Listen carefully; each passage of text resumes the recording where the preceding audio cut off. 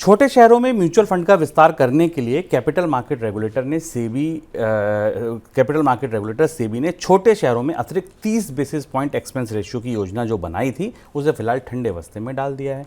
Mutual fund industry में इस योजना पर एक राय नहीं होने की वजह से सेबी को इससे पीछे हटना पड़ा है। सर, राय बन क्यों नहीं पाई? ये तो अच्छा कदम था कि छोटे शहरों में अगर म्यूचुअल फंड की रीच बढ़े तभी नए इन्वेस्टर आएंगे। ये 1 साल पुरानी बात है करीब। हम लोगों ने इस कार्यक्रम में शायद 1 साल पहले इस पर चर्चा भी की थी। 1 साल पहले सेबी ने फैसला किया था कि जो छोटे शहर हैं, म्यूचुअल फंड के डिस्ट्रीब्यूटर्स के ढांचे को 2 हिस्सों में बांटा जाता है। एक जो B30 सिटीज़ हैं और एक उससे नीचे के जो छोटे शहर हैं, उनमें जो मौजूदा ढांचा था जब इसको बंद किया गया था तो उसमें जो कमीशन दिया जाता था म्यूचुअल फंड एजेंट्स को, उसमें कई तरीके की असंगतियां थीं और ख़ासतौर से उसमें जो अलग अलग ट्रांजैक्शंस थे, 2 लाख रुपए से ऊपर के ट्रांजैक्शंस को उनको लेकर अलग तरीके के कमीशन का ढांचा था और अन्य ट्रांजैक्शंस पर अलग था।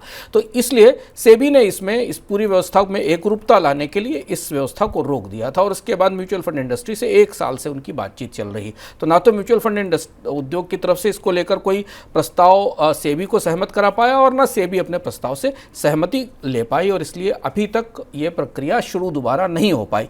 लेकिन इसमें दिलचस्प बात यह है कि ये सब ना होने के बाद भी इन छोटे से शहरों से जो कि B30 सिटीज़ हैं, इन शहरों से म्यूचुअल फंड के इनफ्लो में और सिप में तेज बढ़ोतरी हुई है। पिछले 1 साल का एमफी का डेटा हमें दिखाई देता है कि लगातार इन छोटे शहरों से सबसे ज़्यादा पैसा म्यूचुअल फंड में आ रहा है। तो इससे एक चीज़ और भी शायद नियामक को महसूस हो रही है शुभम, की इंसेंटिव हो या ना हो, अगर लोगों को निवेश करना है और निवेश करने के लिए तैयार हैं तो वो बगैर इंसेंटिव के भी निवेश कर सकते हैं। और इसलिए भी शायद सेबी इस पूरे मामले पर अभी इंतज़ार करना चाहती है क्योंकि इनफ्लो अच्छा बना हुआ है, छोटे शहरों से काफ़ी पैसा आ रहा है और वो म्यूचुअल फंड्स में पहुंच रहा है। तो सेबी इस प्रक्रिया पर थोड़ा और लंबे समय तक इंतजार करेगी। चुनाव के नतीजों से ठीक पहले म्यूचुअल फंड हाउसेज शेयर बाजार में अपना निवेश संभाल कर रहे हैं, जिस वजह से उनके पास कैश रिजर्व लगातार बढ़ रहा है। अप्रैल अंत में म्यूचुअल फंड हाउसेज के पास कुल कैश रिजर्व बढ़कर 1,34,000 करोड़ रुपए हो गया है, जो पिछले साल के मुकाबले 22% अधिक है। सर, एक चीज समझ नहीं आ रही कि म्यूचुअल फंड पैसा बचा रहा है हाथ में, FIIs बेच रहे हैं, फिर ये बाजार में तेजी कहां से आ रही है? शेयर बाजार में आज रिकॉर्ड तेजी दिखाई दी। फिर से बाजार का अपना मिजाज उतार चढ़ाव वाला रहा। लेकिन हम आपको उसके पीछे की कहानी बताते हैं जो आपके लिए समझना जरूरी है कि बाजार में दोनों तरीके की चुनाव के नतीजों की रोशनी में बाजार में 2 तरीके की ताकतें एक साथ काम कर रही हैं। बाजार के कुछ निवेशक ऐसे हैं जो चुनाव के बाद राजनीतिक घटनाक्रम को लेकर खासे सतर्क हैं और कुछ ऐसे निवेशक हैं जो स्पॉट ट्रेडर्स हैं, वो बाजार में इस तेजी का फायदा उठा लेना चाहते हैं। तो आज हमने इस तेजी को देखा, लेकिन इसके पीछे के 2 आंकड़े महत्वपूर्ण हैं जो जानना जरूरी है अगर आप निवेशक हैं। पहला आंकड़ा म्यूचुअल फंड्स का है। इक्विटी म्यूचुअल फंड्स के पास 1.34 लाख करोड़ रुपए का कैश मौजूद है। आमतौर पर इक्विटी म्यूचुअल फंड के पास इतना कैश नहीं होता क्योंकि उनको बाजार में लगातार खरीद करनी होती है।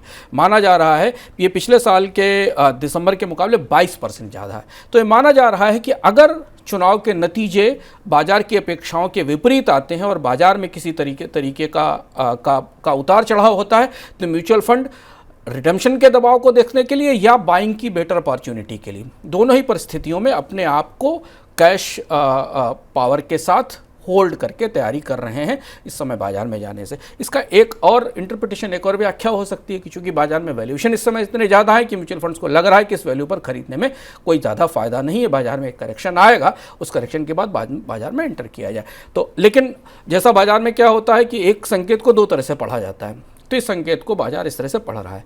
दूसरी एक और बेहद चौंकाने वाली बात है जो इस पूरे चुनाव के दौरान हम शेयर बाजार के नज़रिए में रुख में देख रहे हैं कि घरेलू निवेशक किसी दिन खरीदते हैं, किसी दिन बेचते हैं, पर विदेशी निवेशकों का एक तरफा बिकवाली का क्रम लगातार जारी है। जैसे उन्हें चुनाव की कहानी में दिलचस्पी नहीं दिख रही है, उन्हें चुनाव के नतीजों को लेकर, आने वाली संभावनाओं को लेकर बियरिश होना ज़्यादा बेहतर समझ में आ रहा है। हमने आपको पिछली बार भी बताया था पिछले सप्ताह कि भारत में विदेशी निवेशकों के शॉर्ट्स रिकॉर्ड स्तर पर हैं, बाजार में उन्होंने रिकॉर्ड स्तर पर शॉर्ट्स बना रखे हैं।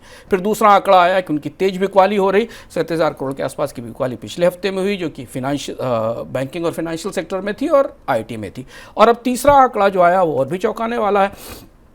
पहले क्वार्टर में 2024 की पहली तिमाही में भारत में प्राइवेट इक्विटी का एग्जिट 355% बढ़ा और 50 जो बड़ी डील्स थी उसमें प्राइवेट इक्विटी ने भारतीय बाजार में, प्राइवेट इक्विटी होल्डर्स इन्वेस्टर्स ने बाजार में बड़ी बिकवाली की और यहाँ से उन्होंने ठीक ठाक पैसा बाजार से निकाला है। टोटल एग्जिट वैल्यू जो है वो करीब 3.6 बिलियन डॉलर है, 5 गुना है, पिछले साल से ज़्यादा बढ़ी हुई है। अब इस बीच में ये तय करना मुश्किल है कि शेयर बाजार चुनाव के नतीजों को उत्साह के साथ देख रहा है या सतर्कता के साथ। तो ऐसी स्थिति में अगर आप निवेशक हैं तो आप भी सतर्क रहें, इन रुखों को, संकेतों को समझने की कोशिश करें। एक हाथ में कुछ है, दूसरे हाथ में कुछ दिख रहा है, लेकिन बाजार की भीतरी तस्वीर कुछ इस तरीके की है।